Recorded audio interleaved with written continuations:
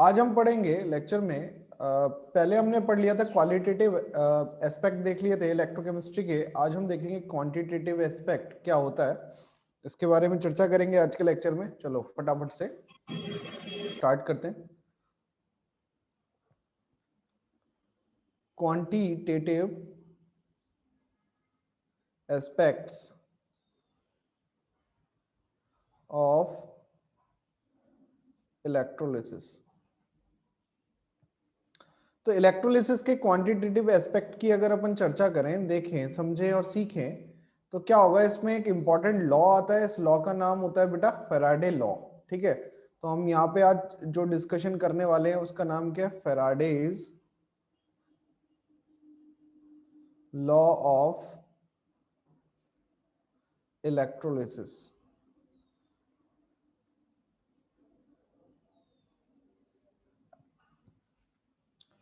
Faraday's law of electrolysis, इसकी आज हम चर्चा करेंगे, इसके बारे में देखेंगे कि क्या है ये।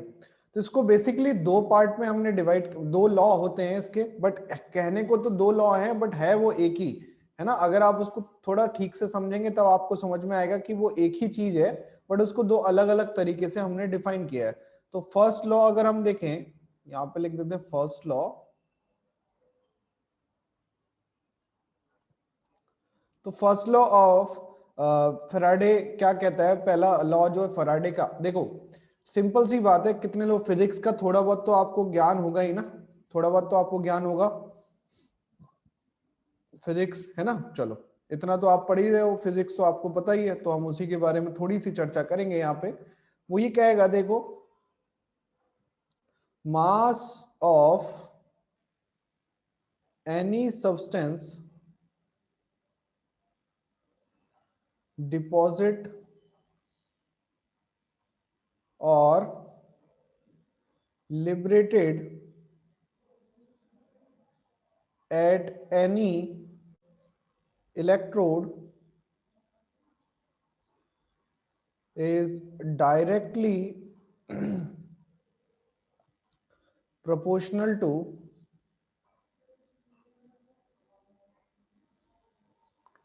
किस किसके प्रोपोर्शनल होगा। एक तो आपका किसके प्रोपोर्शनल होगा, करंट के। सेकंड आपके किसके, फ्लोइंग ड्यूरिंग, फ्लोन ड्यूरिंग, जैसे ये एक और चीज है ना, देखो करंट का मतलब ये नहीं है कि कंप्लीट करंट की बात कर रहे हैं, मतलब ऐसा नहीं है कि हमने किसी सिस्टम में खूब सारा करंट दिया, हम उस करंट की बात करेंगे जो उस सिस्टम में एट दैट टाइम फ्लो हुआ है ना, जितने टाइम पे हमसे पूछा गया है उसके लिए। जैसे वो पूछ रहा है current I phloem during electrolysis, यानी जब तक आपकी इलेक्ट्रोलिसिस हो रही है तब तक आपका जो करंट फ्लो हुआ है उसका, उसी को हमें कैलकुलेट करना है। और सेकंड जो हमारा होगा डेट इज टाइम। ठीक है, तो दो चीजों पे डिपेंड करेगा, एक तो हमारा किस पे डिपेंड कर रहा है, करंट पे, और दूसरा हमारा किस पे डिपेंड कर रहा है, टाइम पे डिपेंड कर रहा है। तो अगर हम इसका एक्सप्रेशन लिखने की कोशिश करें तो अमाउंट यानी मास जो या तो डिपॉजिट हो रहा है या लिबरेट हो रहा है, डेट इज आपका डब्ल्यू, और डब्ल्यू आपका प्रोपोर्शनल होगा आई के, और डब्ल्यू आपका प्रोपोर्शनल होगा टी के, क्योंकि दोनों के आपके क्या है, डिपेंड कर रहा है दोनों के ऊपर। और अगर मैं इसको कंबाइन कर दूं तो W प्रोपोर्शनल आएगा I इंटू टी, ये आप सब जानते होंगे। फिजिक्स में आपने एक चीज पढ़ी होगी, Q इज इक्वल टू क्या होता है, IT होता है। ये आपने फिजिक्स में पढ़ा होगा, Q is equal to IT, charge into धारा गुणा समय, है ना। आवेश बराबर किसके होता है, धारा गुणा समय, यानी आपका चार्ज इक्वल टू क्या होता है, करंट इंटू टाइम, ये आपको पता होगा। ठीक है, अब अपन देखें कि इसको हम किस तरीके से लिख सकते हैं कि ये जो प्रोपोर्शनैलिटी है इसको हटाने के लिए हमें क्या लगाना पड़ेगा, एक कांस्टेंट यूज करना पड़ेगा। तो हमने W इज इक्वल टू क्या कर दिया, ZIT कर दिया। ये Z जो है वो आपका क्या है, कांस्टेंट है। ठीक है, और इसी को मैं इस तरीके से भी लिख सकता हूं, W is equal to ZQ, क्या लिख सकते हैं, ZQ। ठीक है, यहाँ पे कैपिटल Q बना लो। हाँ, W इज इक्वल टू क्या हो जाएगा, ZQ हो जाएगा। क्या बात समझ में आई, ये आपका क्या हो गया, चार्ज। ठीक है, Q इज इक्वल टू क्या हो गया, चार्ज हो गया। तो आपके पास दो फॉर्मूले आ गए, इन दो फॉर्मूलों को चाहे आप अलग अलग लिखना चाहे अलग अलग लिख लेना, एक साथ लिखना चाहे तो एक साथ लिख लेना। ये आपका फैराडे का फर्स्ट लॉ है, W is equal to Z I T या W is equal to Z Q. इन दोनों का मतलब एक ही है।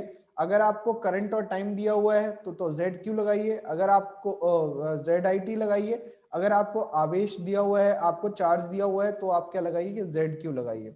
इसमें मैं बता देता हूं जेड क्या होता है। एक आपका जेड की जो वैल्यू होती है वो होती क्या है, ये देखें, इलेक्ट्रो केमिकल इक्विवेलेंट। आपका Z क्या होता है, इलेक्ट्रोकेमिकल इक्विवेलेंट होता है, ठीक है। और इस इलेक्ट्रोकेमिकल इक्विवेलेंट को अगर अपन डिफाइन करेंगे तो क्या हो जाएगा, इलेक्ट्रोकेमिकल इक्विवेलेंट कोई बताएगा Z इज इक्वल टू और क्या हो सकता है हमारा।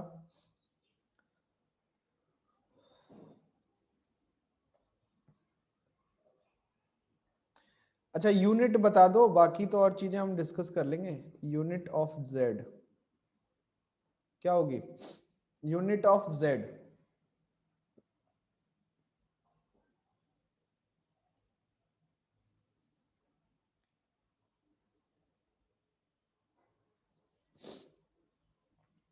यहाँ पे W मोलर मास नहीं है, ये ग्राम इक्विवेलेंट मतलब ग्राम मास है, मोलर मास नहीं होता ये।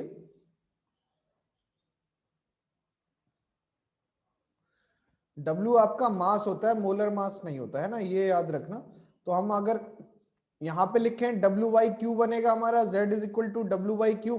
तो W की जो यूनिट होती है वो आपकी क्या होती है, ग्राम, क्योंकि ये मास है। तो ये आपका आ जाएगा ग्राम पर। Q की यूनिट क्या होती है, Q आपका क्या हो गया, चार्ज, तो चार्ज की यूनिट क्या होती है, कूलम। तो ग्राम पर कूलम आपकी यूनिट आ गई। या फिर आप ऐसे लिख सकते हैं, एम्पियर सेकंड में भी आप इसको चेंज कर सकते हैं, ग्राम पर एम्पियर सेकंड भी लिख सकते हैं। तो ग्राम पर एम्पियर सेकंड, ठीक है। तो आप इन दोनों यूनिट को ध्यान रखें, इनमें से कोई भी यूनिट आपको जो लगती है वो आप बता देना, ठीक है। अच्छा कितने लोग ऐसे हैं जो 1 फैराडे को जानते हैं, 1F इज इक्वल टू क्या होता है, 1F इज इक्वल टू क्या होता है, कितने लोग जानते हैं। 1F का मतलब क्या होता है, फैराडे आपने सुना होगा, कैपेसिटेंस की यूनिट भी होती है ना, आपने फेरेड सुना होगा, कैपेसिटेंस की यूनिट होती है ना फेरेड। तो ये 1 फेरेड क्या होता है आपका, 1 मोल इलेक्ट्रॉन का चार्ज होता है। तो यहां पे लिख सकते हैं चार्ज ऑन 1 मोल इलेक्ट्रॉन। तो 1 मोल इलेक्ट्रॉन का चार्ज जो होता है उसको हम क्या बोलते हैं, 1 फेरेड बोलते हैं। 1 मोल इलेक्ट्रॉन का जो चार्ज है वो आपका क्या होता है, 1 फेरेड होता है।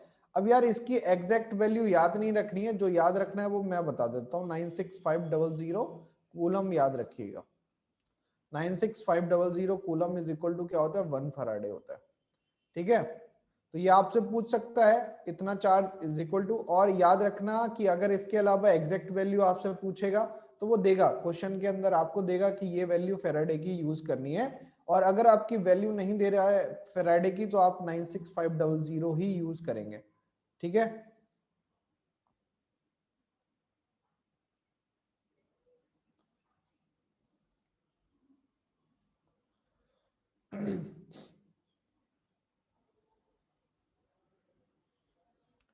यहां तक कोई दिक्कत,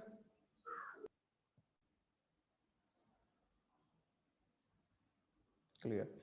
इसमें एक और स्टार लाइन लिख लीजिएगा, स्टार बना के आप अपनी लाइन लिख लीजिएगा फटाफट से, या नोट बना के लिख लेना, जैसे भी लिखना चाहे लिख लेना। 1 फेरेड of charge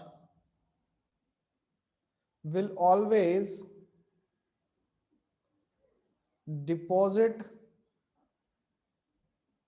or liberate one equivalent of each and every substance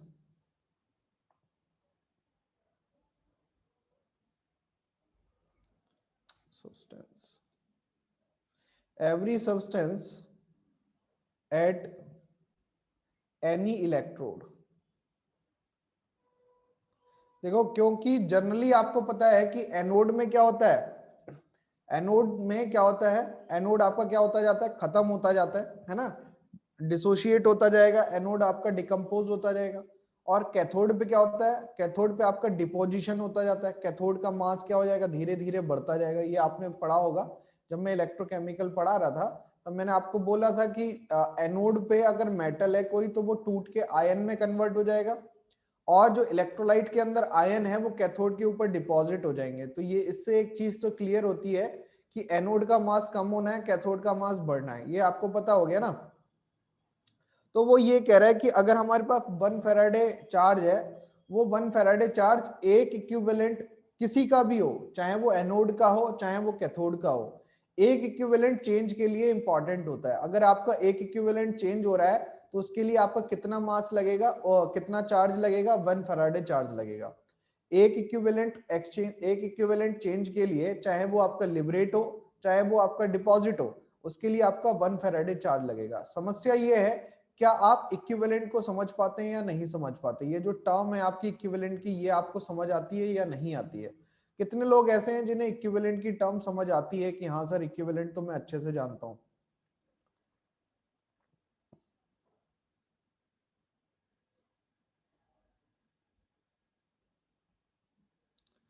तो इक्विवेलेंट आपने रेडॉक्स रिएक्शन में पढ़ा होगा, या फिर आपने जब कंसंट्रेशन टर्म में नॉर्मेलिटी पढ़ा होगा तब आपने इक्विवेलेंट पढ़ा होगा। तो इक्विवेलेंट का मतलब क्या होता है बेटा, अगर मैं सीधे सीधे पूछूं तो ये होता है नंबर ऑफ मोल्स गुणा या multiply n factor, number of moles into n factor, ये आपका क्या होता है, इक्विवेलेंट होता है। इक्विवेलेंट इज इक्वल टू, जैसे किसी के भी आपको इक्विवेलेंट पूछने, जैसे मैं आपसे कहूं कि आपके पास क्या बोलते हैं 98 ग्राम H2SO4 है।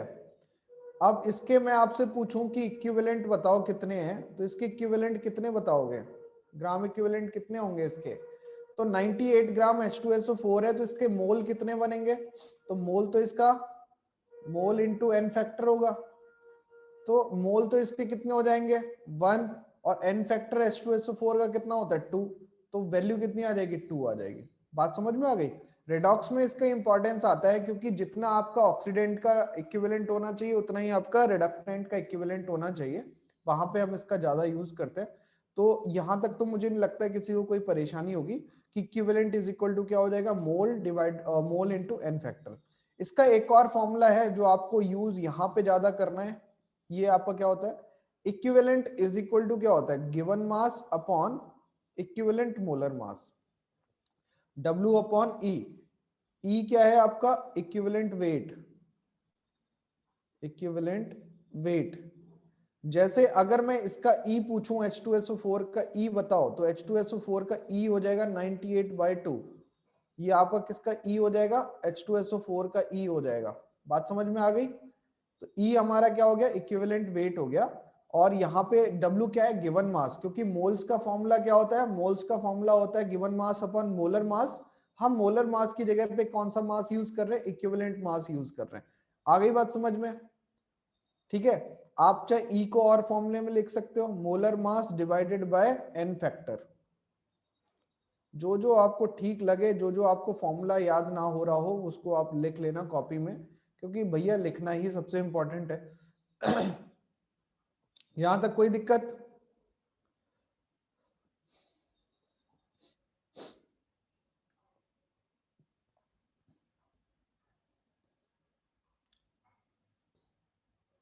लास्ट फॉर्मूला क्या है, m is equal to molar mass divided by n factor. यहाँ पे यही तो किया, ये आपका मोलर मास है, H2SO4 का मोलर मास कितना होता है 98, और इसका इक्विवेलेंट कितना हो जाएगा 98 डिवाइडेड बाय 2, 2 क्या है आपका एन फैक्टर। अच्छा एक चीज और देखो, अब इस फॉर्मूले से देखो, क्योंकि 1 फैराडे चार्ज रिक्वायर्ड है कितने के लिए, 1 इक्विवेलेंट के लिए, ध्यान से सुनना ना, 1 फैराडे चार्ज रिक्वायर्ड है इक्विवेलेंट के लिए, ई के लिए। तो मैं यहाँ पे लिख सकता हूँ 1 फैराडे इज इक्वल टू किसके इक्वल होना चाहिए, इक्विवेलेंट के इक्वल होना चाहिए, है ना। तो अब 1 फैराडे में आपका क्या हो जाएगा, 1 फैराडे आपका कितने के इक्वल होता है 96500 कूलम इज इक्वल टू क्या हो जाएगा ई, ई ग्राम, यानी इतना लिबरेट कर सकता है। अगर मैं आपसे कहूं कि एक कूलम कितना लिबरेट करेगा, तो एक कूलम कितना लिबरेट करेगा, ई अपॉन 96500 ग्राम लिबरेट करेगा। बात समझ में आ रही है? एक फेराडे आपका कितना इक्विवेलेंट लिबरेट करता है, 1 इक्विवेलेंट लिबरेट करता है या डिपॉजिट करेगा। 1 फेराडे में आपके कितने होते हैं, 96500 कूलम होते हैं, वो कितना करेगा, ई करेगा। हमें चाहिए 1 कूलम के अंदर, तो 1 कूलम इज इक्वल टू क्या हो जाएगा, ई बाय 96500, या फिर आप इसको ऐसे लिख सकते हैं, ई बाय एफ। आगे बात समझ में? तो 1 कूलम में कितना डिपोजिशन होगा, ई बाय एफ डिपोजिशन होगा। क्या बात समझ में आ गई सबके? 1 कूलम अगर चार्ज प्रोड्यूस करेंगे तो ये आपका क्या आ जाएगा, ई बाय एफ डिपोजिशन में आएगा। ठीक है, और 1 कूलम चार्ज प्रोड्यूस करके जितना भी मास हमारा निकल के आता है उसको हम क्या बोलते हैं, इलेक्ट्रोकेमिकल इक्विवेलेंट बोलते हैं। तो जो Z का फॉर्मूला हमारा निकल के आता है वो आपको याद रखना है, Z इज इक्वल टू क्या होता है, E by F. Z is equal to क्या होता है, ई बाय एफ होता है। आगे बात समझ?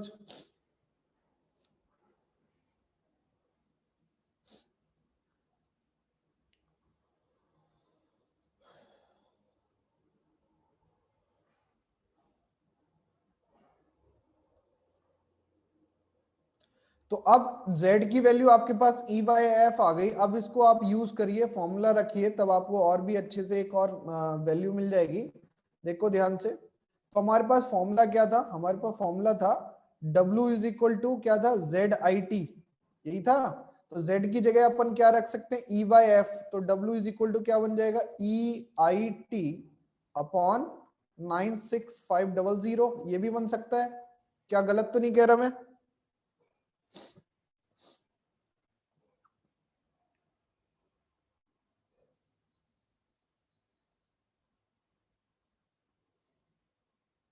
इतना आ गया समझ में? W इज इक्वल टू क्या हो जाएगा, EIT अपॉन 500 96500। अब देखो, अभी मैंने आपको एक फॉर्मूला लिखवाया था ऊपर, नंबर ऑफ इक्विवेलेंट, ध्यान से देखना है, यहाँ पे लिखवाया था number of equivalent W by E. तो मैं यहां से एक चीज बना सकता हूं, W बाई ई, देखो नंबर ऑफ इक्विवेलेंट, ये किसके इक्वल हो जाएगा, given mass upon equivalent molar मास। और यहां से अगर आप निकालोगे तो बचेगा क्या, IT अपॉन एफ, यही तो बच रहा है, देखो ध्यान से, यही तो बचेगा IT upon F.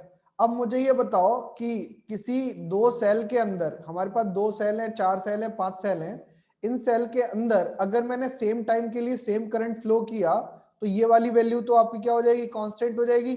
IT upon F क्या हो जाएगा, कांस्टेंट हो जाएगा। ठीक है, इसका मतलब उन सारे सेल के लिए नंबर ऑफ इक्विवेलेंट क्या हो जाएंगे, बराबर हो जाएंगे। यही आपका सेकंड लॉ बनेगा, बट इसको अभी हम डिस्कस नहीं कर रहे, आगे डिस्कस करेंगे। तो फिलहाल आप इसको अंडर द बॉक्स कर दीजिए। ये वाले को आप अंडर द बॉक्स कर दीजिए, और ये तो आप जानते हैं। ठीक है, कर दिया। अब एक न्यूमेरिकल करते हैं और उसके बाद हम आगे बढ़ते हैं।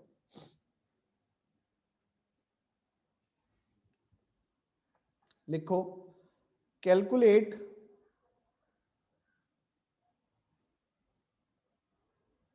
the weight of सोडियम, ठीक है, मतलब इसका WNA कैलकुलेट करना है, and volume of chlorine gas at 1 atm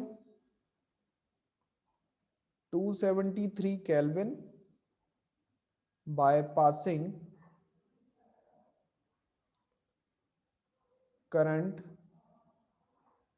of 9.65 ampere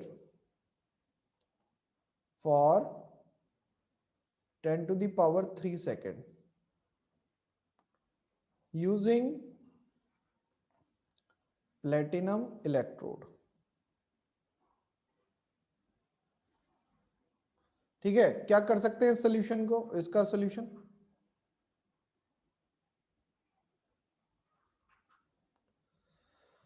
तो देखो क्या करना है यहाँ पे आप देखें, जैसे आपको क्या दे रखा है कि NaCl का आपको इलेक्ट्रोलिसिस कराना है, तो मुझे पता है कि NaCl अगर आपका है, ये आपका क्या होगा, टूटेगा आपका Na positive plus Cl negative के अंदर।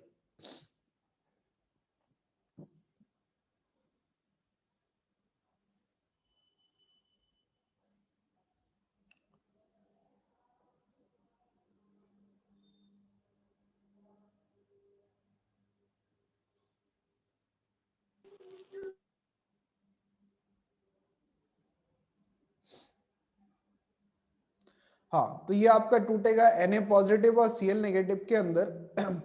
अब इसमें क्या होगा, देखो ध्यान से, इसमें आपका क्या बन जाएगा, अगर मैं एनोड रिएक्शन लिखता हूं तो मुझे पता है कि एनोड पे आपका क्या होना है, आपका एनोड पे आपका ऑक्सीडेशन होना है, कैथोड पे आपका रिडक्शन होना है। ठीक है, तो एनोड रिएक्शन अगर हम लिखेंगे तो आपको क्या दे रखा है, सोडियम आपको दे रखा है, क्या एक्वस सॉल्यूशन दे रखा है, नहीं दे रखा, केवल आपको क्या दे रखा है कि आपका इसी के अंदर जो NaCl है उसके अंदर आप करंट पास करा रहे हैं इतना इतना। तो आपको एक्वस सॉल्यूशन अगर नहीं दिया हुआ है तो आपको यही समझना है कि NaCl आपका किस फॉर्म में होगा, मॉल्टन फॉर्म में होगा। तो हम यहाँ पे लिख सकते हैं कि भैया Cl नेगेटिव का क्या हो जाएगा, ऑक्सीडेशन हो जाएगा, ये आपका क्या बना देगा, Cl2 गैस, और यहाँ से 2 इलेक्ट्रॉन रिलीज हो जाएंगे। ठीक है, और अगर हम कैथोड रिएक्शन की बात करेंगे तो कैथोड रिएक्शन में हमें पता है कि सोडियम जाके डिपॉजिट होगा, तो Na पॉजिटिव आपका इलेक्ट्रॉन गेन करेगा और आपको क्या बना देगा, Na बना देगा सॉलिड। ठीक है, इतना आपको समझ में आता है। तो पहली वाली रिएक्शन के लिए, फर्स्ट रिएक्शन एनोड के लिए अगर हम बात करें तो एन फैक्टर इसका कितना हो जाएगा, इसका आपका एन फैक्टर हो जाएगा 2। सेकेंड रिएक्शन की अगर आप बात करोगे तो इसका एन फैक्टर कितना हो जाएगा, 1 हो जाएगा। इतना क्लियर है ना।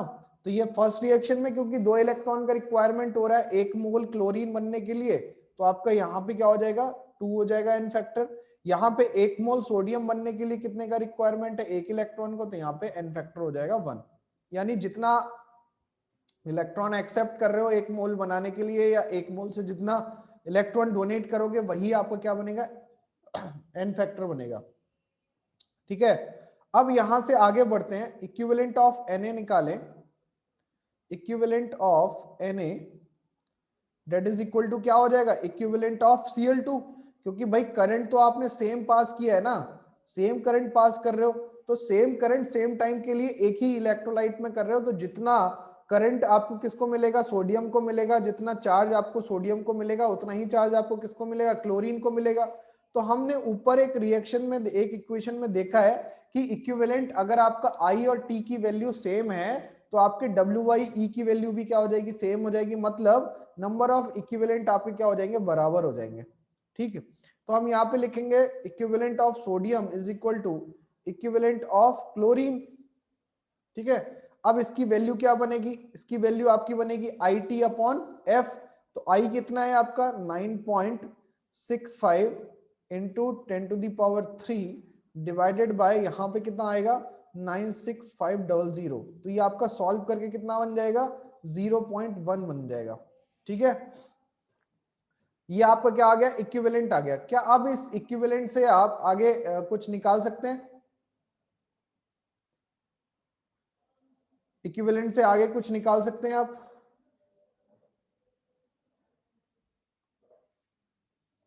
अब आपको क्या कैलकुलेट करना है, आपको मास कैलकुलेट करना है सोडियम का, तो सोडियम का मास कैलकुलेट कर लीजिए, WNA। तो WNA आपको क्या हो जाएगा, इक्विवेलेंट डिवाइडेड बाय क्या बनेगा,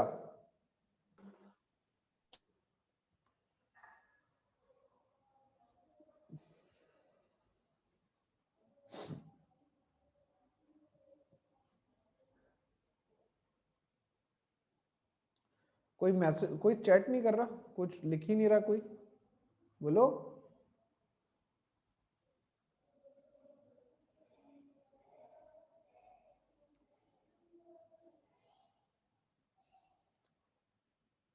चलो कोई बात नहीं, कोई लेक्चर में है ही नहीं शायद। तो यहाँ पे अगर हम देखें 0.1, और यहाँ एक आपको देखो फॉर्मूला याद रखना बेटा, WE इज इक्वल टू क्या होता है, एन फैक्ट इक्विवेलेंट। तो W बाई ई आपका इक्विवेलेंट है, मेरे को चाहिए W। ई कैसे पता चलेगा? ई को पता चलने का तरीका बताइए जल्दी से। ई कैसे पता चलेगा? सोडियम का ई कैसे पता चलेगा? Molar mass divided by n factor. तो सोडियम का मोलर मास कितना होता है? 23। तो सोडियम का मोलर मास कितना होता है? 23। और एन फैक्टर कितना होता है? 1। तो ये आपका क्या हो जाएगा? 23/1। तो 23/1 को अगर आप इधर मल्टीप्लाई करेंगे, देखें ये आपका आ जाएगा 0.1 इंटू 23 डिवाइडेड बाय 1। तो ये आ जाएगा आपका 2.3 ग्राम। क्लियर है? अच्छा, अगर आपसे कह रहा है कि भैया वॉल्यूम ऑफ क्लोरीन निकालो, तो निकलेगा तो बेटा इक्विवेलेंट के हिसाब से ही। 1 मोल का जो वॉल्यूम होता है वो कितना होता है? 1 मोल गैस का वॉल्यूम कितना होता है?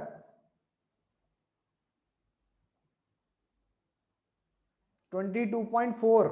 यार ये कैसे निकालोगे आप?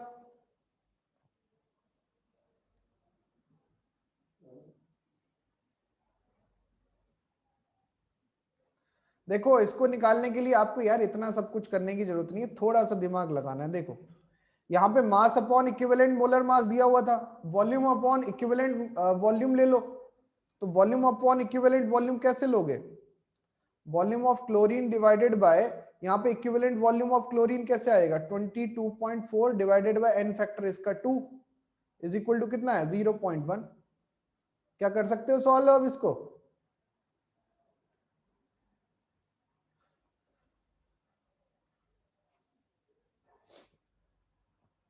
ठीक है, ओके, यहां तक आ गया।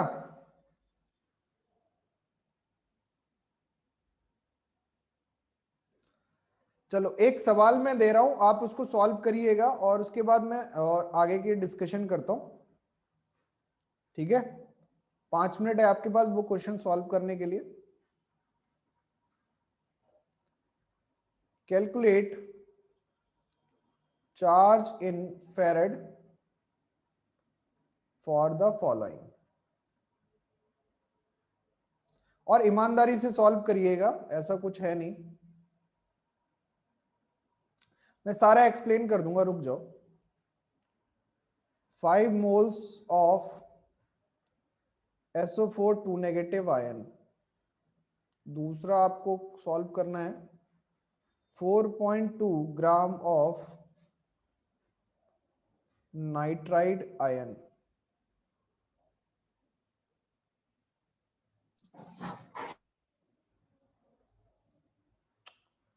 यार 4.2 ग्राम ऑफ नाइट्राइड आयन। तीसरा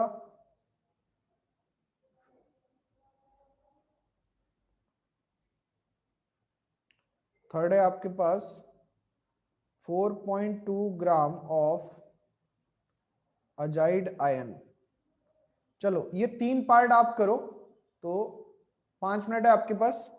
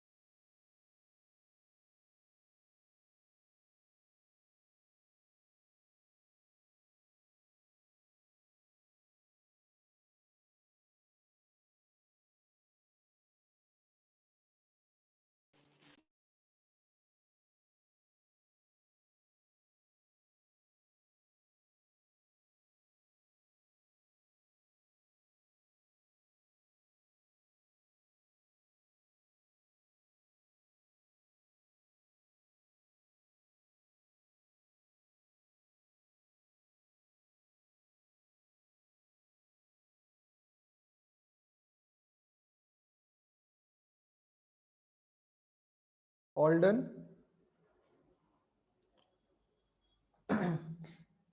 हो गया है भाई सबका?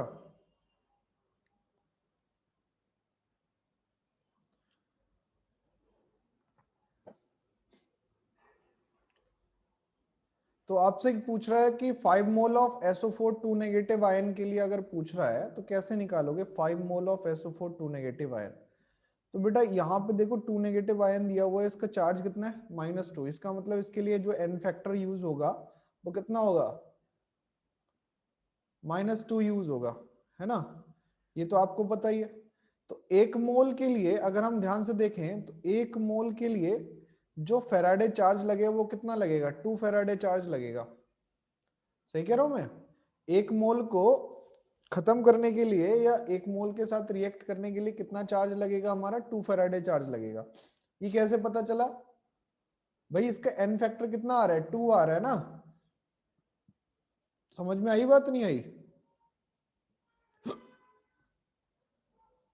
ठीक है। तो हमें कितना चाहिए, 5 मोल के लिए चाहिए, तो 5 मोल पे कितना लगेगा, 5 मोल पे आ जाएगा 10 फेराडे। अच्छा, सेकेंड आप देखो 4.2 ग्राम ऑफ नाइट्राइड आयन। पहली बात तो ये नाइट्राइड आयन आपको पता होना चाहिए। नाइट्राइड आयन क्या होता है, N-3। ये आपका क्या होता है, नाइट्राइड आयन होता है। ठीक है। अब ये N3 माइनस या N-3 जो भी है, इसके लिए आप कैसे निकालोगे, तो पहले तो आप क्या निकालोगे, मोल्स निकालोगे। तो मोल निकालने के बाद फिर आपकी कहानी आगे बढ़ेगी। सही कह रहा हूं नहीं कह रहा हूं? तो 4.2 ग्राम में मोल कैसे निकलेंगे, तो इसके मोल अगर निकालोगे तो ये आ जाएगा 4.2 डिवाइडेड बाय नाइट्रोजन का मोलर मास कितना होता है 14, तो ये आपका 14×42 यानी 0.3 आ जाएगा। तो 1 मोल के लिए जो जरूरत है, 1 मोल के लिए जरूरत कितने की है, 3 फैराडे चार्ज की है। 1 मोल के लिए कितने की जरूरत है, 3 फैराडे चार्ज की। 0.3 मोल के लिए कितने की जरूरत होगी,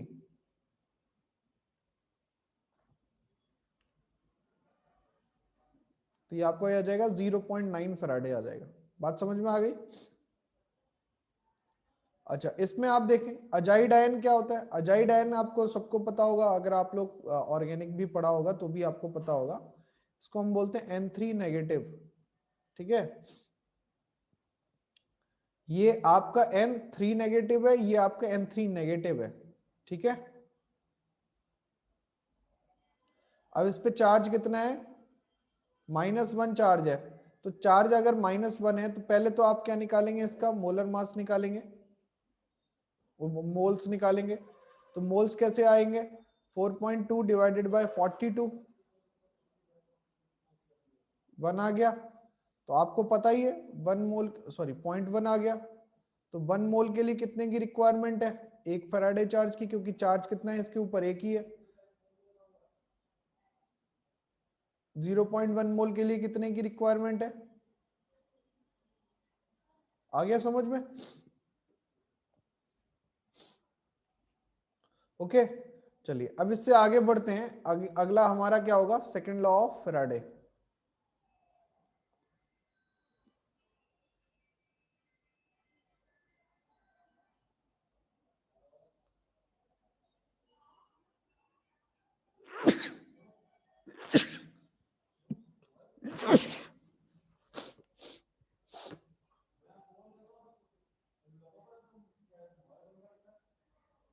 अब सेकंड लॉ में क्या होगा, देखो इस लॉ के बारे में देखें।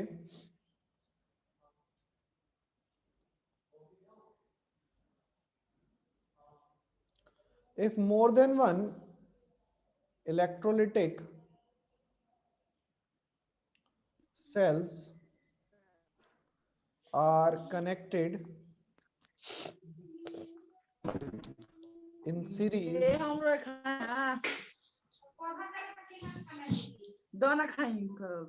and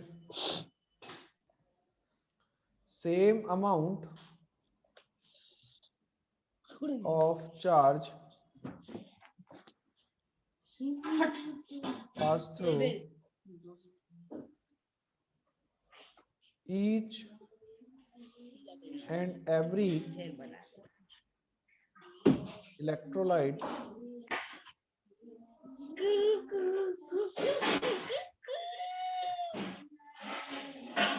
electrolytic cell,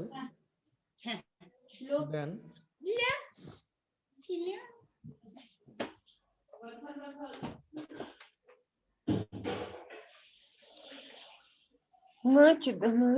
भाई किसका माइक ऑन है यार, बंद करो भाई, मैं तो सुन ही नहीं रहा क्या है भाई। सब लोग अपना माइक बंद कर लो वरना मैं यहाँ से ऑफ कर दे रहा हूँ।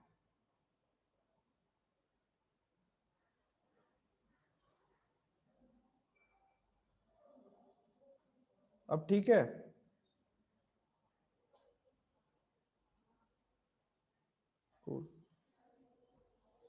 तो यहाँ पे कह रहा है क्या बोल रहा था, तो the equivalent then equivalent of each and every element are formed at each electrode of each electrolytic cell। आपने केबीएल केसीएल पढ़े हैं, मतलब Kirchhoff voltage law, Kirchhoff current law?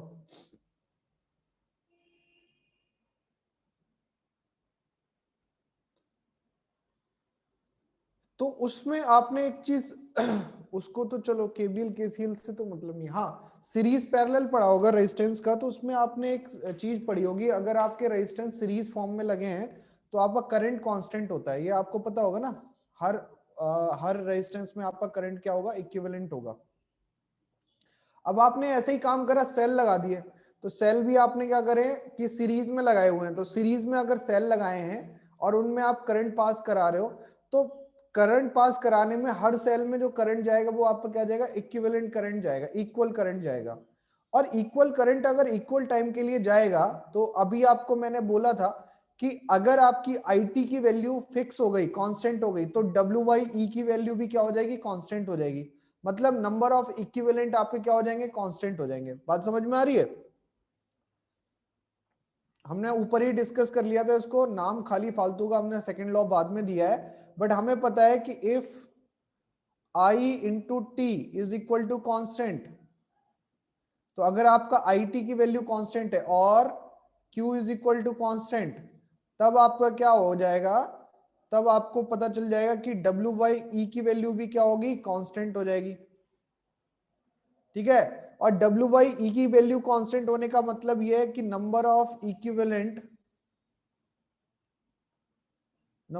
Equivalent ये भी आपके क्या हो जाएंगे, कांस्टेंट हो जाएंगे। क्लियर है? डन। नंबर ऑफ इक्विवेलेंट भी क्या हो जाएंगे, कांस्टेंट हो जाएंगे। अब मजेदार बात क्या है कि भैया नंबर ऑफ इक्विवेलेंट अगर कांस्टेंट हो गए, तो आप चाहे कोई भी सेल लगा दो, हमें उससे कोई फर्क ही नहीं पड़ने वाला। हमें क्या मिलेगा, इक्विवेलेंसी बराबर बराबर मिलने वाली है, यानी W1 अपॉन E1 किसी एक पर्टिकुलर सेल के लिए वो दूसरे सेल के W2 अपॉन E2 के बराबर होगा, ऐसे ही वो तीसरे सेल के बराबर होगा, ऐसे ही वो चौथे सेल के बराबर होगा। यानी जितने भी सेल आपके लगे हुए हैं उन सब में आपस में क्या होगी, इक्विवेलेंसी बराबर रहने वाली है। अब इसको मैं एक सिंपल क्वेश्चन से मैं करा देता हूं, और इसके बाद हम सीधे के सीधे बैटरीज के ऊपर जंप मारेंगे कि बैटरीज क्या होती हैं। एक न्यूमेरिकल करिए फटाफट से, बहुत लंबा चला गया ये वाला चैप्टर, इतना जाना नहीं चाहिए था, मैंने कुछ ज्यादा ही डिटेल पढ़ाने की कोशिश करी, नेक्स्ट टाइम से ध्यान रखा जाएगा। बाय पासिंग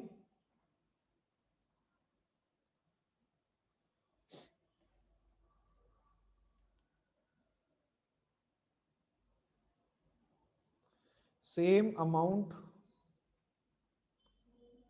ऑफ चार्ज, मुझे बता दिया करो कि शॉर्ट में पढ़ाना है तो मैं शॉर्ट में पढ़ा दूंगा यार, 6 दिन के चैप्टर अपन 2 क्लास में भी खत्म कर सकते हैं, ऐसी कोई दिक्कत नहीं है। Amount of charge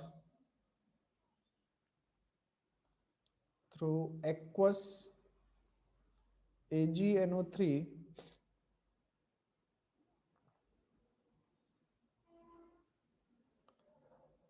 10.8 gram of Ag obtain,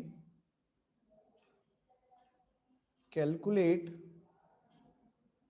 volume of hydrogen and volume of oxygen by passing same amount of charge in acidified water.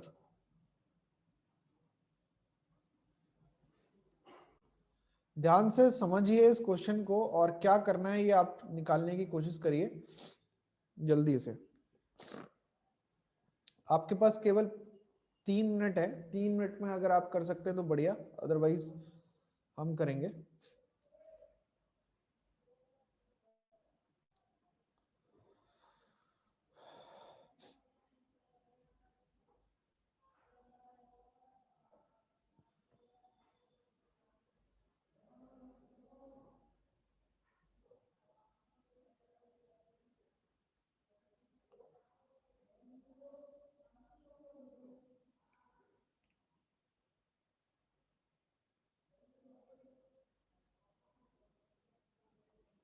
कर रहे हैं आप, सवाल कर रहे हैं या फिर ऐसे ही बैठे हैं?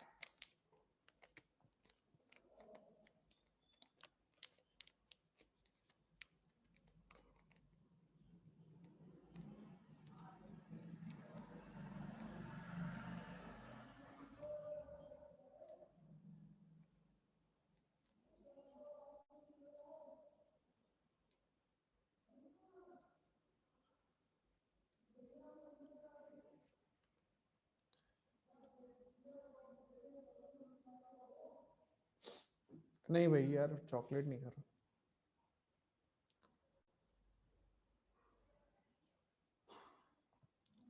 डन।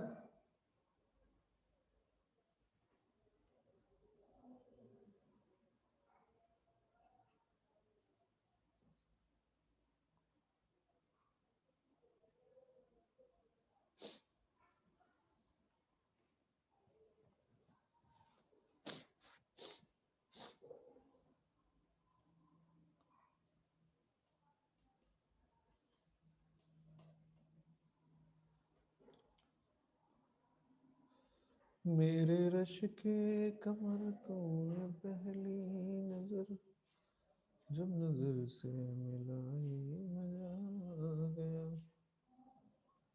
बर्फ से गिन गई। हाँ सही है संजना, आंसर सही है हाइड्रोजन वाला। आगे काम ही कर गई।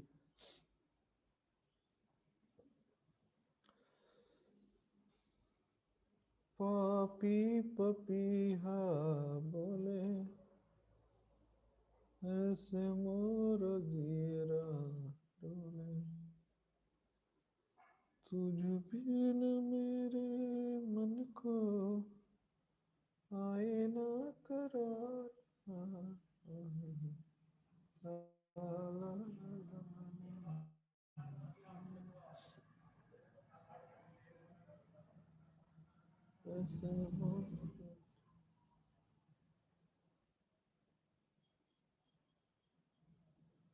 डन।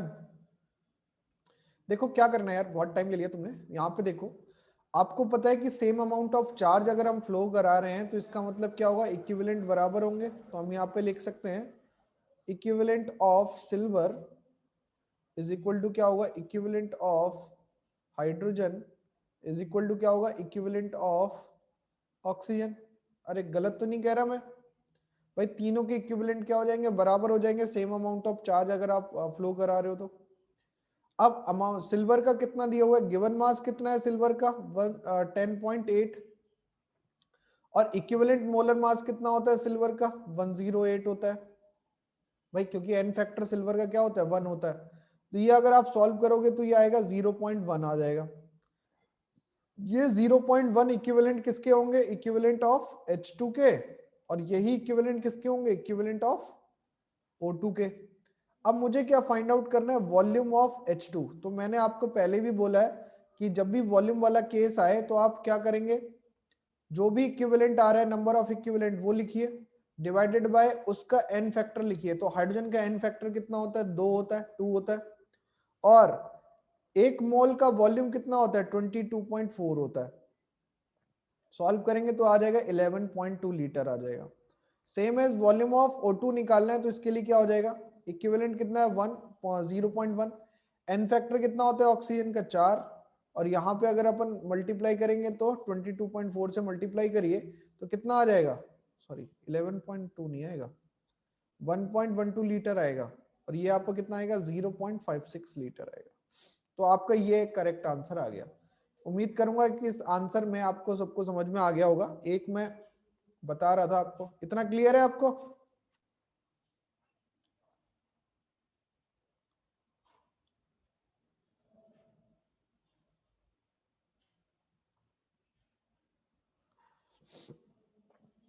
ठीक है, अब हम इससे आगे, अब एनसीईआरटी में खूब सारे क्वेश्चंस दे रखे हैं, you can try these questions. तो अब अपन आगे बढ़ते हैं, इसमें हम क्या डिस्कशन करेंगे।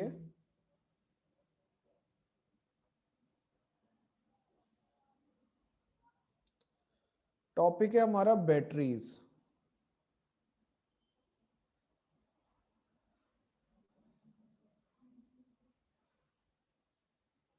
कोई मुझे बताएगा सेल और बैटरीज में क्या डिफरेंस होता है, सेल क्या होते हैं, बैटरीज क्या होती हैं, डिफरेंस किसी को पता हो तो बता सकता है।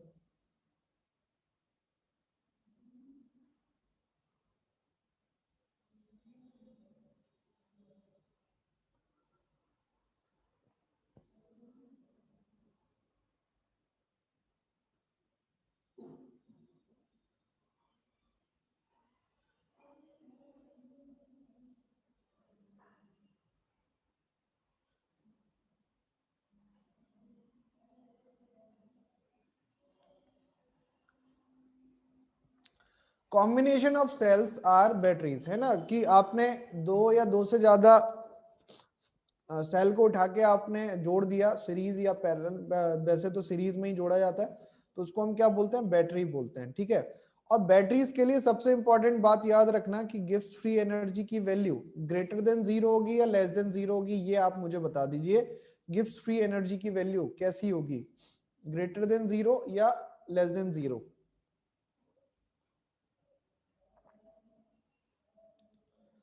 ग्रेटर देन 0 या लेस देन 0, तो गिव्स फ्री एनर्जी आपको क्या होगा, लेस देन 0 होगा। रीजन क्या है, क्योंकि हमारा यहीं पे आपको क्या मिलेगी, स्पॉन्टेनिटी मिलेगी, और हमें पता है कि बैटरीज क्या होने चाहिए, स्पॉन्टेनियस होने चाहिए। तो इसकी ये वाली कंडीशन हमेशा याद ही रखनी है आपको कि डेल्टा जी की वैल्यू क्या होगी, नेगेटिव होगी किसी भी बैटरी के लिए। ठीक है, अगर वो बैटरी काम कर रही है तो उसके लिए डेल्टा जी की वैल्यू क्या हो जाएगी, नेगेटिव हो जाएगी। अब इन बैटरी को हम बेसिकली दो पार्ट में डिवाइड करते हैं, बट मैं तुमको और भी थोड़ा बता देता हूँ, इनको हम तीन पार्ट में डिवाइड करेंगे मोटा मोटा, बट एनसीईआरटी के अकॉर्डिंग इनको दो पार्ट में डिवाइड करते हैं। फर्स्ट पार्ट इसका क्या होता है, प्राइमरी, प्राइमरी बैटरी। ठीक है, सेकंड आपका क्या हो जाएगा, सेकेंडरी बैटरीज।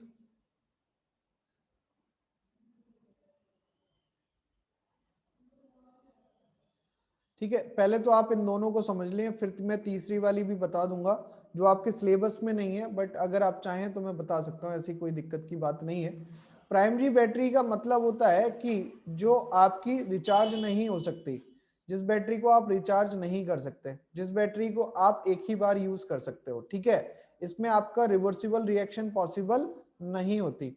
ठीक है, बात समझ में आई।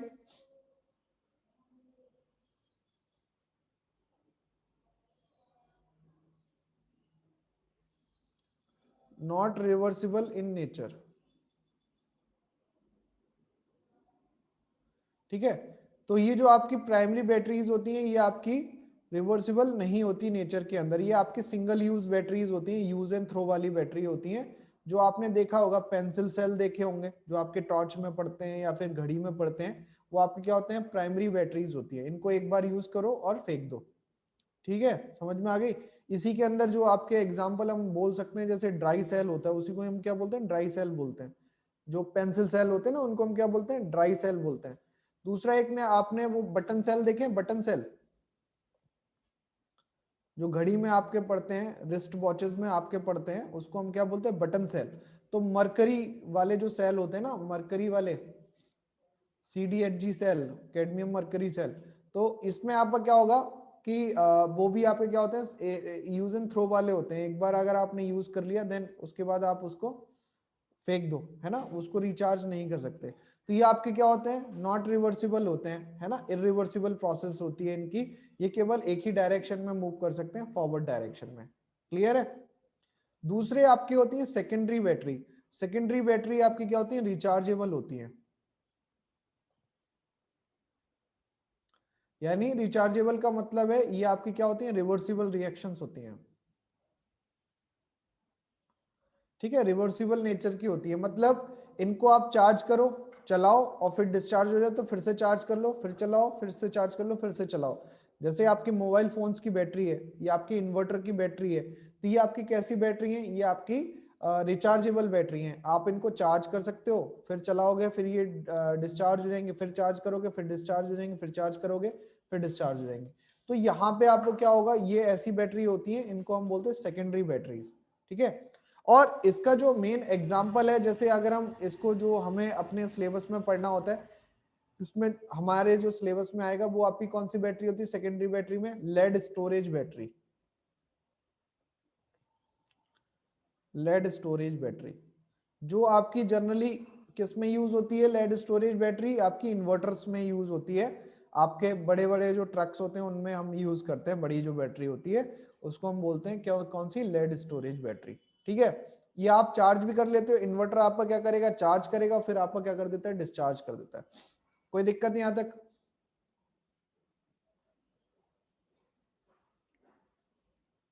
यहां तक कोई परेशानी किसी को, क्लियर। अब आप एक काम और कर सकते हैं, एनसीईआरटी आप ओपन कर सकते हैं। बाकी थर्ड वाला मैं आपको बता देता हूं जिसको हम बोलते हैं फ्लो बैटरी या फ्यूल सेल। बट ये आपका सिलेबस में नहीं है तो आप इसको अलग ही लिखिएगा, नॉट इन सिलेबस। ठीक है, बट इसका नाम अगर आप लिखना चाहें तो लिख सकते हैं, इसको हम बोलते हैं फ्लो बैटरी, या या इसको हम बोलते हैं and fuel cell. Fuel cell तो आपका सिलेबस में है बट फ्लो बैटरी आपका सिलेबस में नहीं है। ठीक है।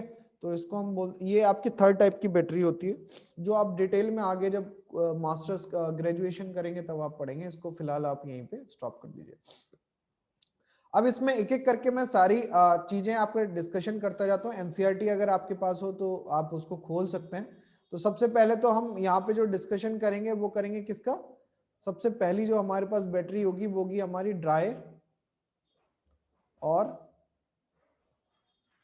लेक्लांशे सेल। ठीक है।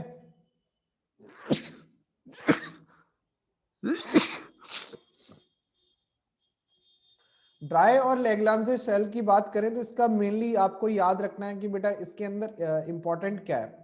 इसके अंदर इंपॉर्टेंट ये है कि भाई ये एक तो सिंगल यूज बैटरी है, यानी ये आपकी कैसी बैटरी है, प्राइमरी बैटरी है। तो अगर आपने किसी ने देखा होगा तो इस तरीके का उसका डायग्राम होता है, मैं थोड़ा सा सिंपल डायग्राम बना देता हूँ आपको, आप अपनी कॉपी में अच्छे से बना लेना, ये मत बनाना चाहे।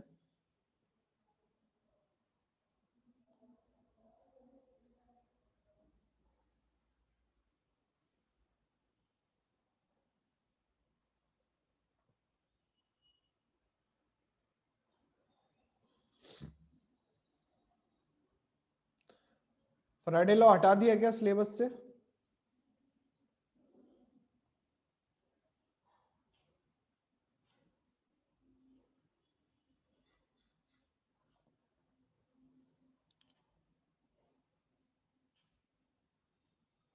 तो ये आपकी क्या हो गई, एक तरीके की बैटरी हो गई। ये आपका मेटल कैप लगा होता है, आपने देखा होगा ना, सेल तो देखा ही होगा।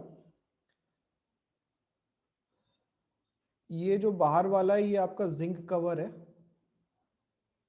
या जिसको हम बोलते हैं जिंक कैप, जिंक कप भी बोल सकते हो आप।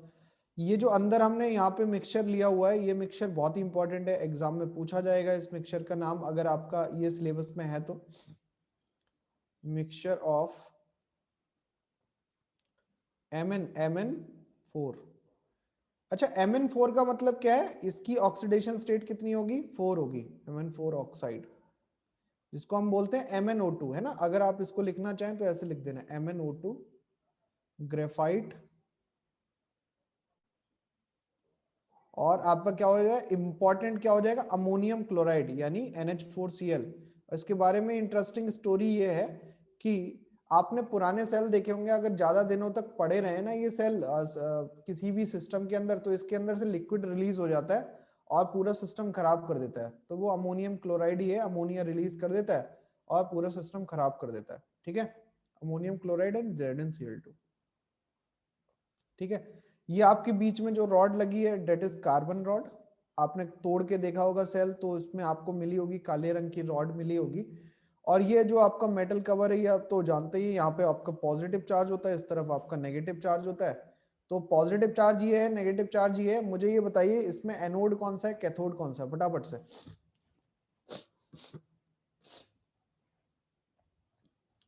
टॉप अप जो है ये आपका एनोड है या कैथोड है, ऊपर की साइड ये आपका एनोड है या कैथोड है।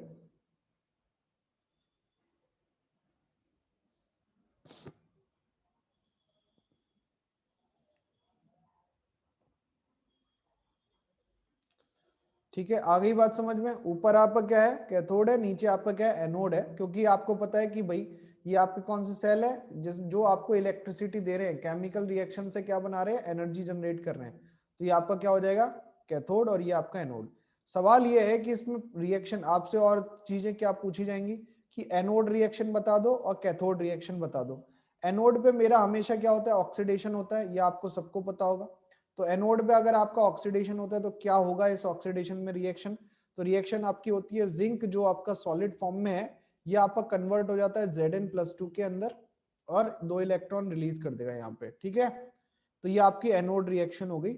और कैथोड रिएक्शन अगर आपसे पूछेगा तो यहाँ पे MnO2 जो है वो आपका कन्वर्ट हो जाएगा Mn2O3 के अंदर। ठीक है, ये आप ध्यान रखें।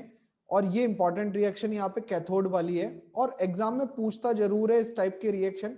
इनके बारे में और कुछ नहीं पूछेगा, यही रिएक्शन पूछेगा कि विच रिएक्शन इज करेक्ट, या कौन यहाँ पे एनोड पे रिड्यूस होगा या एनोड पे ऑक्सीडाइज होगा, कैथोड पे रिड्यूस होगा। इस तरीके के सवाल आपसे पूछेगा जरूर, अगर उसका मन है तो। बाकी तो मन नहीं है तो क्या ही पूछेगा। ठीक है, तो ये आपका कैथोड रिएक्शन हो गई। इसमें अगर किसी को कोई भी समस्या हो तो बता दे एक बार से।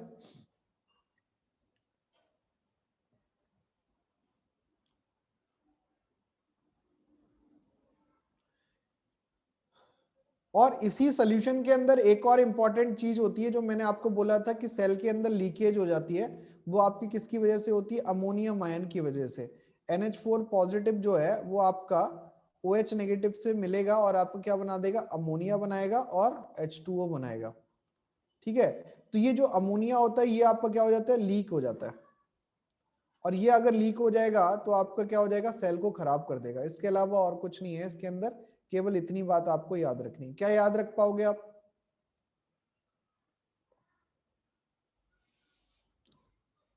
क्या याद रख पाओगे आप।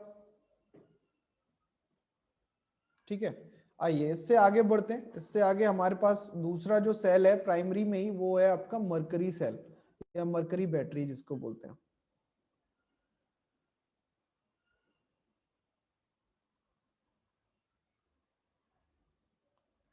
जिसको हम बटन सेल भी बोलते हैं, क्योंकि इसके अंदर आप इसका जो साइज होता है वो किसकी तरह होता है, बटन की तरह होता है। ठीक है, कोई दिक्कत। मेरे को इसके अंदर समझना क्या है, इसके अंदर आपको रिएक्शन समझनी है कि कौन सी एनोड रिएक्शन है, कौन सी आपकी कैथोड रिएक्शन है। ठीक है, करें स्टार्ट। तो सबसे पहले तो हम बात करेंगे एनोड। अब एनोड की अगर रिएक्शन की बात करेंगे तो हमारे पास होता है जिंक अमलगम। कोई बताएगा जिंक अमलगम का फॉर्मूला क्या होगा?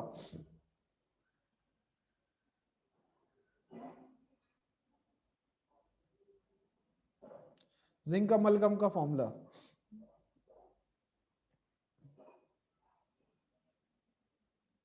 तो एनोड पे हमारा क्या हो जाएगा? जिंक इन लिक्विड मरकरी, इसको हम बोलते हैं जिंक अमलगम, ZnHg। ये आपका क्या होता है? एनोड की तरह काम करता है। और एनोड पे आपको सबको पता है ऑक्सीडेशन होना है, तो ये आपका 2OH नेगेटिव के साथ रिएक्ट करेगा, आपका क्या बना देगा? ZnOH2O, और यहाँ पे 2 इलेक्ट्रॉन रिलीज हो गए। ठीक है। कैथोड रिएक्शन अगर अपन चर्चा करें इसकी, कैथोड रिएक्शन क्या होगी? कैथोड इसका किसका बना हुआ होता है? मरकरिक ऑक्साइड का बना होता है। किसका? मरकरिक ऑक्साइड का कैथोड होगा हमारे पास। किसका होगा? मरकरिक ऑक्साइड का कैथोड होगा हमारे पास। ठीक है।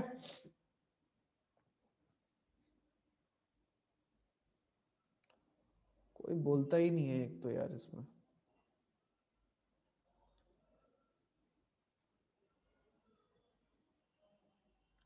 और हमारे पास क्या होगा? और हमारे पास एल्कलाइन सोल्यूशन होगा। यहां पे याद रखना इलेक्ट्रोलाइट क्या होगा? इलेक्ट्रोलाइट इसके अंदर क्या होगा? एल्कलाइन।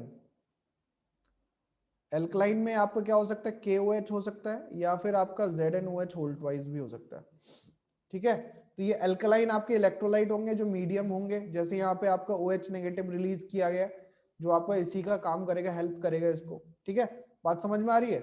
NaOH नहीं यूज करते, के यूज। आपसे एक चीज और पूछ सकता है कि ये जो मरकरी बैटरी होती है इसकी वोल्टेज क्या होती है? बताओ, वोल्टेज क्या होती है मरकरी बैटरी की?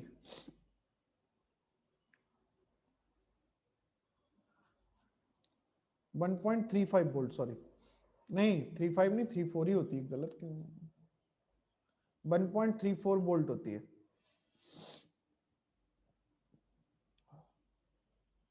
और ये कांस्टेंट वोल्टेज होती है। कांस्टेंट वोल्टेज का मतलब है ये आपकी रिड्यूस नहीं होगी, इसी वोल्टेज से आपको देता रहेगा, एनर्जी देता रहेगा, करंट देता रहेगा, और एट द एंड जाके ये आपका क्या हो जाता है? खत्म। तो ये मारने से, पीटने से, रगड़ने से फिर चलता नहीं है ना। कहीं आप सोचो कि मारोगे, पीटोगे, रगड़ोगे। और इसका सबसे अच्छा यूज होता है, आपने पेस मेकर का नाम सुना? Pace maker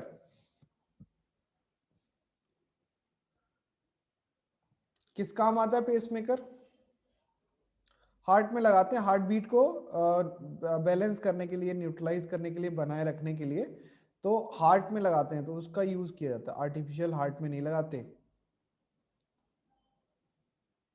heart beat regulate करने के लिए लगाते हैं।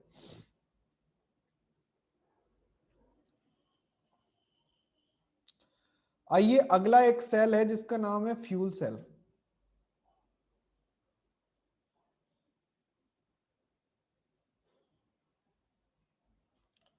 फ्यूल सेल, उसका मैकेनिज्म कभी पढ़ना, कैपेसिटेंस की बहुत अच्छी जरूरत पड़ती है वहां पे।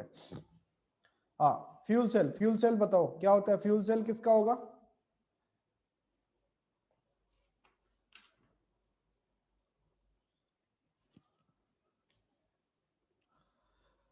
देखो बेटा, फ्यूल सेल आपका हाइड्रोजन ऑक्सीजन सेल जो होता है उसको हम बोलते हैं fuel cell. Hydrogen oxygen cell, इसको हम बोलते हैं हाइड्रोजन ऑक्सीजन सेल।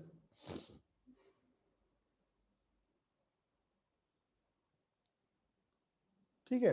तो हाइड्रोजन ऑक्सीजन सेल का मतलब क्या है कि भाई ये आपका प्योरेस्ट फॉर्म है, इसमें आपका कोई भी प्रदूषण होना नहीं है, कोई भी पोल्यूशन नहीं होना है, कोई भी आपका फालतू वेस्टेज नहीं आता। तो ये एक्चुअली यूज किया जाता है आपका, अभी मैं बताऊंगा। जैसे एनोड रिएक्शन अगर हम इसकी लिखें तो ये आपका क्या करेगा? H2 गैस, बेसिक मीडियम है हमारे पास, और ये आपका क्या दे देगा? H2O दे देगा, 4 इलेक्ट्रॉन रिलीज हो जाएंगे। और कैथोड रिएक्शन अगर आप लिखोगे तो ऑक्सीजन गैस है, पानी के साथ मिले, पानी रे पानी तेरा रंग कैसा, जिसमें मिला दो लगे उस जैसा, तो इनने रिलीज कर दिया ये। ठीक है। अगर इसकी ओवरऑल रिएक्शन लिखोगे ना, यहां पे ध्यान से देखना, इसकी ओवरऑल रिएक्शन में आपको इंपॉर्टेंट मिलेगा H2 प्लस O2 गिव्स आपको क्या मिल रहा है H2O। तो आप देखें इसका वेस्ट प्रोडक्ट क्या है, इसका बेस प्रोडक्ट क्या है, इसका कोई वेस्ट प्रोडक्ट है, वाटर है। तो ये जो आपका यूज होता है ये आपका कहाँ पे होता है, जो आपके एयर स्पेस वाले होते हैं, जो भी मिशन होते हैं वहां पे फ्यूल की तरह हम इसका यूज करते हैं, जहां पे उसका जो वेस्ट प्रोडक्ट है वो वाटर की तरह यूज कर लिया जाता है, वाटर की तरह हम उसका यूज कर लेते हैं। आगे बात समझ में।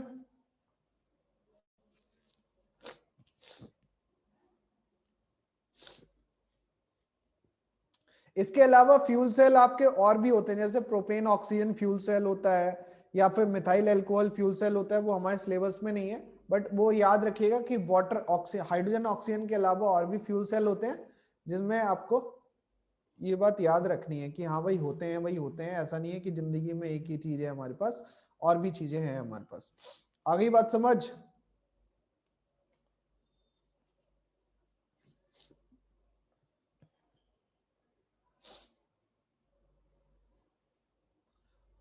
And the last topic is, भाई एयर स्पेस के जो एयर मिशंस होते हैं ना, या एयरक्राफ्ट, एयर स्पेस के क्राफ्ट होते हैं उसमें, एयरशिप में, हाँ उसी में यूज होता है। हाँ भैया बेटा वही यूज कर पाते हैं, क्योंकि आप अर्थ में उसको कंट्रोल नहीं कर पाओगे ना, ज्यादा एक्सप्लोसिव रिएक्शंस हो जाती हैं।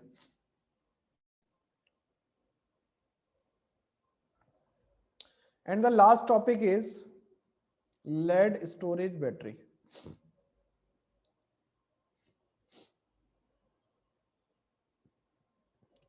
एक्चुअली मेरी तबीयत क्या, मेरे को ना एलर्जी है धूल से हल्की सी, तो हल्की सी भी अगर मेरे को धूल मिलती है तो मेरे को छींके शुरू हो जाती है,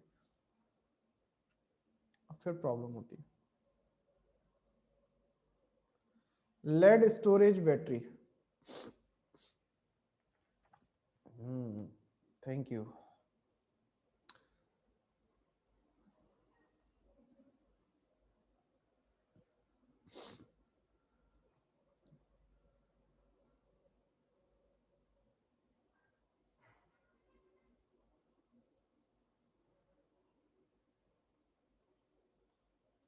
तो मैं कहाँ पे हूँ बेटा,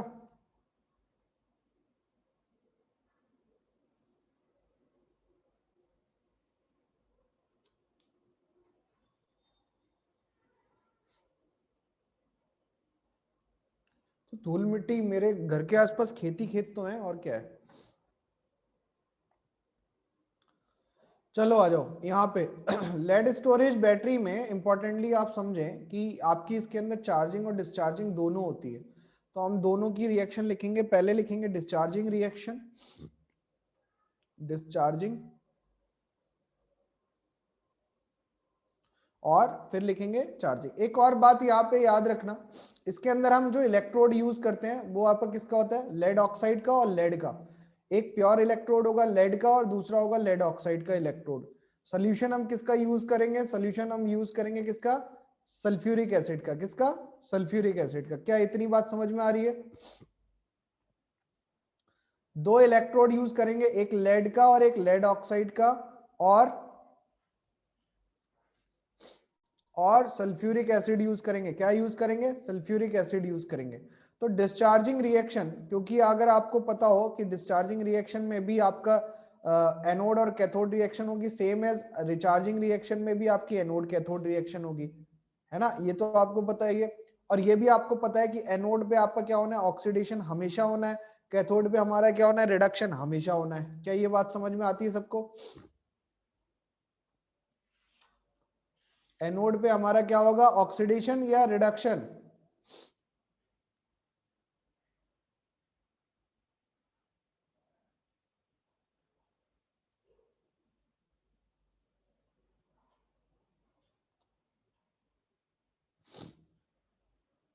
ऑक्सीडेशन एट एनोड, ओके। तो हम यहाँ पे बात करते हैं कि ऑक्सीडेशन एनोड की कैसे होगी। डिस्चार्जिंग की बात कर रहा हूँ, ये इंपॉर्टेंट समझ लेना कि लेड, जो प्योर लेड होगा वो आपका ऑक्सीडाइज होके क्या बना देगा, लेड+2 बना देगा। बात समझ में आई। आपका लेड एनोड रिएक्शन पे क्या होगा, लेड आपका क्या बना देगा, लेड +2 बना देगा और सोल्यूशन में कितने इलेक्ट्रॉन रिलीज कर देगा, 2 इलेक्ट्रॉन रिलीज कर देगा। इतना आ गया समझ में। ये जो लेड +2 बना है सोल्यूशन के अंदर, ये आपका क्या करेगा, सोल्यूशन के अंदर जो आपका SO4 2 नेगेटिव है इसके साथ मिलके क्या बना देगा, PbSO4 और इसका प्रेसिपिटेशन हो जाएगा। ठीक, तो ये तो एक रिएक्शन हो गई हमारे पास। कैथोड रिएक्शन की अगर अपन बात करेंगे तो दूसरी तरफ मैंने क्या कहा कि एक तरफ आपका प्योर लेड होगा, दूसरी तरफ आपका क्या होगा, लेड ऑक्साइड होगा। तो जो आपका PbO2 है, लेड ऑक्साइड, ये आपका क्या होगा, एसिडिक मीडियम में रिड्यूस हो जाएगा और रिड्यूस होके क्या बना देगा, आपका लेड +2 बना देगा और वाटर। और ये जो लेड +2 आपका रिलीज हुआ है, ये आपको क्या बनाएगा, Pb+2, ये आपका SO4 से रिएक्ट करेगा और आपका क्या बन जाएगा, PbSO4 बन जाएगा। और ये PbSO4 आपका क्या हो जाएगा, डिसोशिएट हो जाएगा, डिपॉजिट हो जाएगा नीचे। अगर आप इसकी ओवरऑल रिएक्शन लिखोगे, क्योंकि एग्जाम में आपकी केवल ओवरऑल रिएक्शन पूछी जाती है डिस्चार्जिंग की और रिचार्जिंग की, तो इसको एकदम याद रखें तो बहुत बढ़िया है। इसकी जो ओवरऑल रिएक्शन बनेगी वो बनेगी Pb + PbO2 + 4H positive + 2SO4 2 negative, यानी ये दोनों कंबाइन करके 2H2SO4 बन रहा है। और साथ ही साथ आपका क्या हो जाएगा, PbSO4, ये आपका क्या हो जाएगा नीचे, और H2O, और आपको क्या मिल जाएगी, एनर्जी मिल जाएगी, यानी रिलीज हो गई एनर्जी। तो ये आपकी ओवरऑल कैसी रिएक्शन है, ये ओवरऑल कैसी रिएक्शन है, रेडॉक्स रिएक्शन है ना। ये ओवरऑल कैसी रिएक्शन है, रेडॉक्स रिएक्शन है। एनोड पे क्या हो रहा है, ऑक्सीडेशन, कैथोड पे क्या हो रहा है, रिडक्शन। ये ओवरऑल कैसी होगी, रेडॉक्स रिएक्शन। एक और बात याद रखना कि लेड स्टोरेज बैटरी में 6 सेल होते हैं। कितने होते हैं, 6 सेल होते हैं। एक लेड स्टोरेज बैटरी में 6 सेल होते हैं। पर सेल का जो वोल्टेज होता है वो आपका 2 वोल्ट होता है ना, वोल्टेज पर सेल ये कितना होता है, 2 वोल्ट। और एक लेड स्टोरेज बैटरी में कितने सेल होते हैं, 6 सेल होते हैं, 6 सेल होते हैं। तो 6 सेल में टोटल वोल्टेज कितना बन जाएगा आपका, 12 वोल्ट बन जाएगा। तो आपकी जो 12 वोल्ट की बैटरीज आती हैं, आपने देखा भी होगा 12 वोल्ट की जो छोटी बैटरी भी आती है वो 12 वोल्ट की आ जाती है, आपने यूज भी किया हो कॉपी तो। ठीक है, तो ये आपका पूरा केस हो गया यहां तक का। इसके बाद यहां से पूछता है कि भैया आप रिचार्जिंग अगर मेरे को इस सेल की करनी है तो क्या होगा, तो यहां पे लिख देते चार्जिंग। चार्जिंग में आप क्या करोगे, और वही खेल है, आपको ऑक्सीडेशन रिडक्शन वही करना है। तो एनोड पे आपका क्या हो जाएगा, ऑक्सीडेशन। अब आप देखो ध्यान से कि ऑक्सीडेशन किस तरीके से किसका होगा। सोल्यूशन में केवल आपके पास क्या है, लेड सल्फेट, और इस लेड सल्फेट से आप 2 जगह जा सकते हो, एक तो लेड पे जा सकते हो और एक लेड +4 पे जा सकते हो। ध्यान से सुनना, आपके पास Pb+2 है और Pb+2 से आपको एक जगह Pb पे जाना है और एक जगह Pb+4 पे जाना है। तो अगर ऑक्सीडेशन करना है तो आप क्या बनाओगे, Pb+2 से Pb+4 बनाओगे या Pb+2 से Pb बनाओगे, ऑक्सीडेशन करना है +4 बनाओगे। तो हमारे पास क्या बन जाएगा, देखो PbSO4, ये आपका क्या करेगा, 2 इलेक्ट्रॉन को गेन करेगा, सॉरी रिलीज करेगा, गेन क्यों करेगा यार, 2 इलेक्ट्रॉन रिलीज करेगा और आपको क्या बना देगा, PbO2, और यहां पे आपको क्या मिल गया, H+ और SO4 2 नेगेटिव, और 2 इलेक्ट्रॉन यहां पे आ गए। और अगर अपन कैथोड रिएक्शन लिखेंगे तो कैथोड रिएक्शन में क्या होगा, PbSO4 है, ये 2 इलेक्ट्रॉन गेन करेगा और आपको क्या बना देगा, Pb + SO4 2 नेगेटिव। अच्छा, इसकी ओवरऑल रिएक्शन अगर आप लिखोगे तो क्या मिलेगी, इसकी ओवरऑल रिएक्शन बोलो। इसकी ओवरऑल रिएक्शन में आपको क्या मिलेगा, 2 PbSO4 + H2O प्लस एनर्जी, क्योंकि आपने इधर ही देनी होगी, आप चार्जिंग कर रहे हो इस समय, तो एनर्जी दोगे तो आपका कन्वर्ट होके क्या बनेगा, Pb + PbO2 + 4H positive + 2SO4 negative. यानी आपका जो H2SO4 कंज्यूम हुआ था वो वापस से आ गया सोल्यूशन के अंदर, और जो लेड सल्फेट बना था वो वापस से लेड और लेड ऑक्साइड में कन्वर्ट हो गया। लेकिन इसमें जो एफिशिएंसी होती है बेटा इतनी अच्छी नहीं होती, तो धीरे धीरे आपका जो H2SO4 है वो आपका क्या होता जाता है, खत्म होता जाता है। तो H2SO4 अगर आपका खत्म होता जाता है तभी आपको बैटरी में क्या करना पड़ता है, लिक्विड डालना पड़ता है। आपने देखा होगा ना बैटरी वाला वाटर आता है ना, तो वो आप क्या करते हो उसके अंदर फिलअप करते हो। तो वो यही है कि उस रिएक्शन में, क्योंकि आपका H2SO4 क्या हो जाता है, टूटता रहता है, टूटता रहता है, खराब होता रहता है, खत्म होता रहता है, तो इसलिए हमें ये सब करना पड़ता है। तो कुल मिला के जितना आपका थ्योरेटिकल पार्ट था इसमें मैंने सारा करा दिया है। अब आपका जो भी बचता है वो आपके न्यूमेरिकल पार्ट है, वो आपको खुद ही एनसीईआरटी से मेहनत करके करना पड़ेगा। किसी को कोई भी समस्या हो तो आपके पास मेरा कांटेक्ट है, आप उस पर मिल सकते हैं, ठीक है। ओके, तो आज के लिए इतना ही है, और तब तक के लिए थैंक यू, बाय बाय, टाटा, टेक केयर, अपना ध्यान रखें। और अगली मुलाकात कब होगी इस बारे में मेरे को कुछ नहीं पता है, तो मेरे से ना पूछें।